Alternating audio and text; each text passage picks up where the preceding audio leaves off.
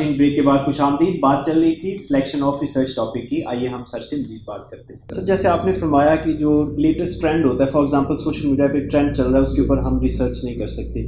سر ایک ہیپننگ ہے وہ بہت بڑی ہے، اس کے اوپر آپ کو چاہیے ریسرچ، کچھ فیکٹس چاہیے آپ کو، فیکٹ فائنڈنگ چاہیے کہ یہ ہوا کیوں یا کیسے ہوا، یہ اس کے آفٹر فیکٹس کیا ہوں گے. تو پھر اس صورت میں وہ ریسرچر کیا کرے گا اگر کسی نے ریسرچ کرنی اس ٹاپک پہ؟ اچھا بنیامین، یہ میں نے یہ نہیں کہا کہ وہ آپ نے، یعنی کہ میرا یہ مقصد نہیں ہے کہ آپ یہ سمجھیں کہ میں نے کہا ہے کہ سوشل میڈیا پر ریسرچ نہیں کرنی چاہیے.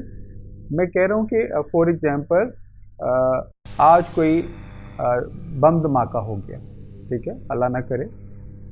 اب ایک ریسرچر کہتا ہے کہ بھئی کس طرح اس واقعے کو مختلف چینلز نے پورٹریٹ کیا، ٹھیک ہے. اب اگر اس سے پہلے بم دھماکہ نہیں ہوا، ٹھیک ہے، تو آپ کس طرح یہ بتائیں گے، جسٹیفائی کریں گے کہ اس کی شدت زیادہ تھی، اس میں جو ہے وہ کہہ لیں کہ اتنا ڈیمیج ہوا ہے. یعنی کہ اگر آپ کے پاس کمپیریزن نہیں رہے گا تو آپ چیزوں کو نہیں بتا سکیں گے. جب نئی چیز ہوتی ہے، ہاں یہ کہہ سکتے ہیں کہ سوشل میڈیا جو ہے وہ کس طرح، یعنی کہ سوشل میڈیا بیسیکلی ایک ٹیکنالوجیکل ایڈوانسمنٹ ہے، اور جب یہ کسی بھی چیز میں ٹیکنالوجیکل ایڈوانسمنٹ ہوتی ہے تو آپ سمجھ لیں کہ وہ ایگزسٹنگ نالج جو ہے اس سے آگے کی طرف بات ہو رہی ہوتی ہے. یعنی کہ ٹیکنالوجی ہمیشہ پہلے آتی ہے اور اس کا امپیکٹ جو ہے ہمیشہ بعد میں ٹیسٹ ہوتا ہے. اسی طرح اگر جب سوشل میڈیا آگے ہے تو اس کا امپیکٹ کے علاوہ اس کی امپورٹنس کیا ہے، اس کی سگنیفیکنس کیا ہے، اور پھر یہ مختلف ڈائمینشن میں کیا کیا رول پلے کر رہا ہے. آپ وہ رول چیک کر سکتے ہیں جس کا جو ہے وہ دنیا میں کہیں نہ کہیں ایک آرٹ ریسرچ ہو چکی ہے.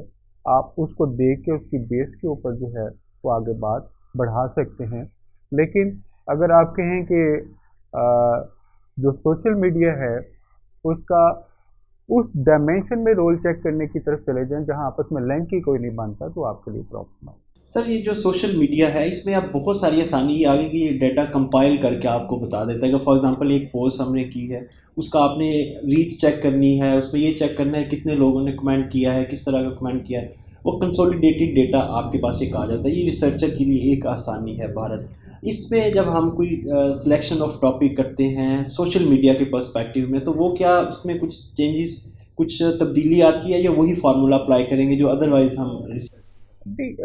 بنیامین، جب آپ دیکھیں ڈیٹا اگر آ گیا ہے آپ کے پاس اور ڈیٹا نے یہ بتا دیا ہے کہ اس پوسٹ کی ایکسیس جو ہے وہ کتنے لوگوں تک ہے، ٹھیک ہے، ریسرچ کر کے یہ بتایا جائے، اگلا اسٹیپ یہ ہونا چاہیے کہ جن تک یہ ایکسیس ہے ان کے بیہیویئر میں کیا چینج آیا، وہ پازیٹیو چینج تھا یا نیگیٹو چینج ہے. یہ سوشل میڈیا یا دنیا کا کوئی بھی میڈیا آپ کو یہ ڈیٹا کبھی نہیں پرووائڈ کرے گا کہ اس کے یوز سے یہ نیگیٹیوٹی آئی ہے. وہ یہ ضرور پورٹری کرے گا کہیں نہ کہیں اپنی وہ ویب سائٹ کے اوپر یا جہاں پر اس کا ہوم پیج ہوگا کہ یہ اتنے لوگوں نے اس سے فائدہ اٹھایا، ٹھیک ہے. اور کبھی جو نیگیٹو سائڈ ہے تو ریسرچر بیسیکلی پازیٹیوٹی اور نیگیٹیوٹی دونوں کو ایکسپلور کرتا ہے. وہ کوشش یہ کی جاتی ہے کہ جو بھی نئی انوویشن آئی ہے اس میں پازیٹیوٹی زیادہ رہے اور نیگیٹیوٹی جو ہے وہ کم سے کم ہوتی ہے. یہ ہم ریسرچ ایتھکس میں چلیں گے انشاءاللہ. یہ ریسرچ ایتھکس کا سر ہم نے اسٹوڈنٹس کو ڈیٹیل میں بتانا ہے، کیونکہ جو ریسرچر ہوتا ہے اس کے کندھے پہ بہت ایک بوجھ ہوتا ہے کہ اس نے نیوٹرل جو ریزلٹس دینے ہیں، اور اگر کسی جگہ بائسنس آ جائے تو اس ریسرچ کے اوپر اگر کوئی پالیسی بنتی ہے تو وہ سارا برڈن جو ہے وہ سارا آپ کہہ لیں کہ وہ ریسرچر کے ساتھ ہے. تو ریسرچ میں ایتھکس بہت ضروری ہے، اور وہ کیا ہے وہ پھر کسی نیکسٹ پروگرام میں ہم اسٹوڈنٹس کو ضرور بتائیں گے. سر یہ ہم جو بات کر رہے تھے وہ اکیڈمک ریسرچ کی تھی، selection of topic in academic research. Otherwise جو پروفیشنل لیول پہ ریسرچ ہوتی ہے یا جو ڈفرینٹ برانڈس جو ہیں، کمپنیز جو ہیں اپنی پروموشن کے لیے، اپنی برانڈ ایکٹیویشن کے لیے، اپنی مارکیٹنگ اسٹریٹجیز بنانے کے لیے جو ریسرچ کرواتے ہیں، کیا ان میں بھی یہی اسی طرح کے اسٹیپس فالو کیے جاتے ہیں؟ جی بنیامین، جو اکیڈمک ریسرچ ہے اس میں تو ہم اسٹوڈنٹ کو کہتے ہیں کہ یہ چیزیں لکھی جائیں. جو پروفیشنل ریسرچ ہے اس میں بھی ڈومین طے ہوتا ہے، اس میں بھی ٹاپک کو ریفائن کیا جاتا ہے، اس میں بھی انٹروڈکشن ڈسکس ہوتی ہے، اس میں بھی کچھ لٹریچر جو ہے وہ डिस्कस किया जाता है, लेकिन ये जो सारी चीज़ें हैं वो डिस्कस होती हैं, वो कोई हार्ड फॉर्म में प्रिंट आउट करके जो है वो ना तो एडवाइज़र चाहता है कि मुझे दिया जाए, और ना ही जो है वो रिसर्चर पर ये फोर्स किया जाता है कि वो उनको प्रोवाइड किया। रिसर्च उनको बताता है कि ये चीज़ें हैं इस डोमेन में, इस एंगल से जो है वो रिसर्च नहीं हुई, इससे पहले जिन लोगों ने रिसर्च की उनकी ये फाइंडिंग्स आई हैं, तो हम अगर इस पहलू में करें तो हम ये आइडेंटिफाई करने में कामयाब हो जाएंगे कि आपकी प्रोडक्ट की जो सेल है वो नीचे क्यों है, ठीक है।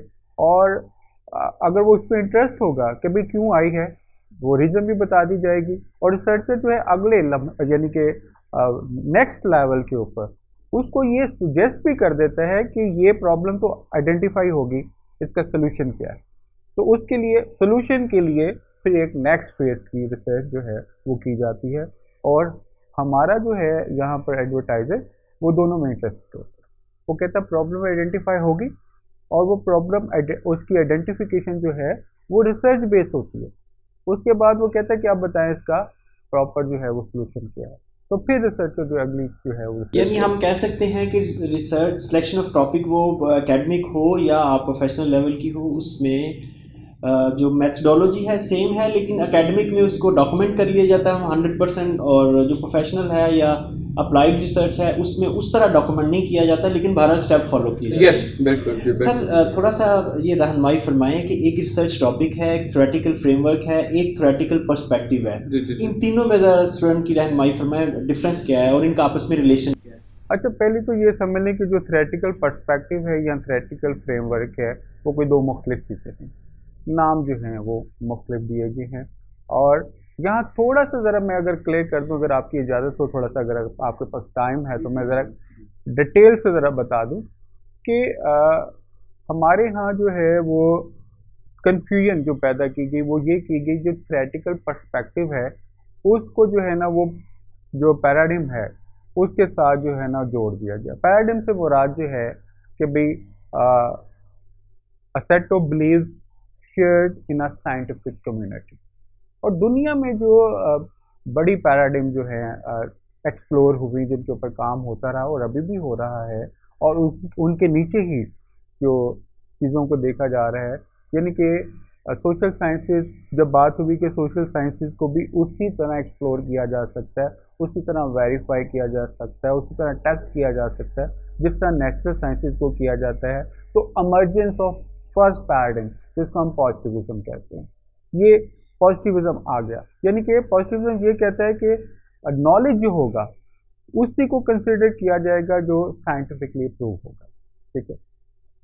अब इसके नीचे, यानी कि इसके नीचे, इस पैराडिम के नीचे कई थीरीज जो हैं, कभी सैकड़ों कभी हजारों, हर डिसिप्लिन में मुख्तलिफ, एक बहुत बड़ा पैराडिम है, उस अम्ब्रेला के नीचे कई डिसिप्लिन है।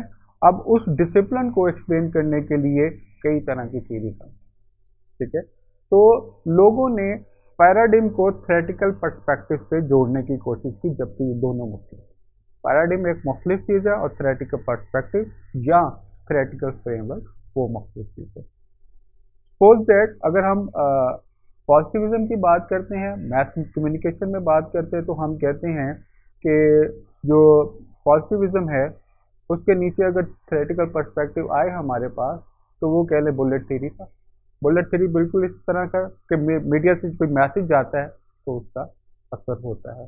तो इसी तरह कह लें कि भाई सिलेक्शन ऑफ टॉपिक जो है उसका थ्योरेटिकल पर्सपेक्टिव के साथ बड़ा गहरा लिंक है। थ्योरेटिकल पर्सपेक्टिव क्लियर नहीं होगा, जो मेरी अंडरस्टैंडिंग है, तो रिसर्च टॉपिक कभी भी रिफाइन नहीं। तो जाहिर है कि भाई स्टूडेंट को चाहिए कि टॉपिक के साथ साथ, टॉपिक की सिलेक्शन के साथ साथ जिस थ्योरेटिकल पर्सपेक्टिव में उसने काम करना है वो भी उसका क्लियर हो, यानी कि जिस थीरी को उसने यूटिलाइज करना या जिस थीरी की मदद ले रहा है उसको भी उसको साथ साथ पढ़ना है कि ये उसकी रिसर्च टॉपिक के साथ किस तरह रिलेट कर। बिल्कुल ज़बरदस्त सर। अगर मैं हमारे जो व्यूअर्स देख रहे हैं या स्टूडेंट्स हैं उनको हम ज़रा रिकैप कर दें, समराइज़ कर दें, आपके जो सिलेक्शन ऑफ टॉपिक है वो किन किन पॉइंट्स के ऊपर हमें सिलेक्ट करना चाहिए, सर 1 मिनट में ज़रा रिकैप कर दें पूरे प्रोग्राम को। जी, पहले तो ये है कि जब हम टॉपिक को सिलेक्ट करें तो कोशिश ये की जानी चाहिए कि पढ़ें जितना भी आप उसके ऊपर अपने टॉपिक को एक्सप्लोर कर सकते हैं। उसके बाद जो है लिंक जो कर रही थ्रेटिकल जो उसकी थीरी कर रही है उस थीरी को बहुत ज़्यादा गौर से पढ़ें। जब तक आपको थ्रेटिकल बैकग्राउंड क्लियर नहीं होगा आपका टॉपिक जो है रिफाइन नहीं होगा। अच्छा टॉपिक जो है उसमें 2 चीज़ें जो हैं हम कहते हैं कि वो होनी चाहिए। नंबर 1 उसमें एक इंडिपेंडेंट वेरिएबल हो, नंबर 2 उसमें एक डिपेंडेंट वेरिएबल हो, यानी कि कौन सी चीज़ किस चीज़ के ऊपर असरअंदाज कर रही है, ये अच्छे टॉपिक के अंदर नज़र आता है। इसके अलावा जो बड़ी अहम चीज़ है कि आप समझते हैं कि आपका टॉपिक जो है वो रिसर्चेबल है, ये आप इस तरह करें, अपना टॉपिक एक स्टेटमेंट बनाएं और उसके आगे एक क्वेश्चन मार्क लगा दें और आप ये देखें कि ये कोई चीज़ आपको एड्रेस कर रही है। आप समझते हैं कि इस चीज़ से कुछ चीज़ें इंक्वायर हो रही हैं, तो आप अगर वो हो रही हैं तो फिर आप समझ लें कि आपका रिसर्च टॉपिक अच्छा है। नाज़रीन, आपने देखा कि सर अब्बास रशीद भट्ट साहब ने किस तरह आसानी के साथ आपको बता दिया कि रिसर्च टॉपिक क्या है, रिसर्च टॉपिक सिलेक्शन के वक्त किन बातों का ख्याल रखना चाहिए। नाज़रीन, इंशाल्लाह अगले हफ्ते एक नए टॉपिक के साथ आपकी खिदमत में हाजिर होंगे। अपने मेहमान अब्बास रशीद भट्ट साहब को और अपने मेज़बान बिन्यामिन शौकत को इजाज़त दीजिए। खुदा हाफिज़।